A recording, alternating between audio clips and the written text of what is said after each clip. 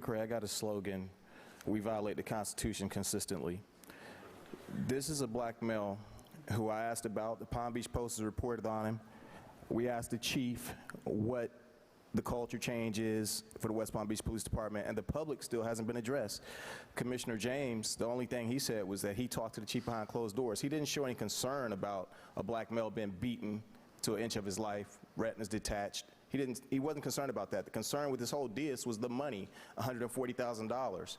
Now, I can assure you that if I worked for the West Palm Beach Police Department and had beaten a young white male from Ibis or the South End, I would have been arrested. It wouldn't have been administrative leave or anything else. I would have went to jail that day. I'm sure of it, and convicted. But why black males are allowed to be beaten like this it's beyond me. It's beyond me. And the chief is right there, and he hasn't spoken to the public. If this was Cincinnati, Ohio, he would have to address the mayor, he would have to address the commission, and he would have to address the people, and he would have to explain what steps he's doing and what he's going to do about this. He wouldn't just talk to you behind closed doors. It's a disgrace. And when these sort of events happen here in this city, we have a select bourgeoisie group of elitist blacks who you go to try and control the black people. And people like Barbara Chiefs, you're going to pay her now to come in and talk to city employees and build a team working exercise. No, she's going to come in and she's going to identify what she believes are potential troublemakers and get them fired, like she did Rick Curtis when he was the fire chief who you guys got rid of and fired, when he complained about being racially discriminated against.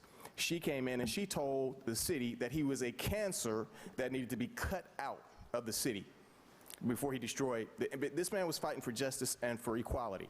And she, a black woman, came in, he spoke with her, and she told him, she told you guys he's a cancer, needs to be cut out. And anyone who works for the city of West Palm Beach, you think you're going to be doing a team building exercise for the mayor, you're going to be committing your suicide for your job if you go in and you speak to this woman on a team building exercise. She is a paid advocate for the mayor, and she's going to go in and do exactly what the mayor wants her to do, identify potential troublemakers and get you fired for telling the truth about this culture, this disease in the city of West Palm Beach. It's disgusting. We have people like Pastor Calvin Ray of Redemptive Life comes in and he fights for Delsa Bush. We have people like May Kisner from Tabernacle Baptist Church. She comes in and talks about a building, advocates for a building where less than 1/2 of black people in this whole country can afford to live in. But she won't come down here and talk to this chief and these people about a black person getting beat half to death. And this isn't a one-time event.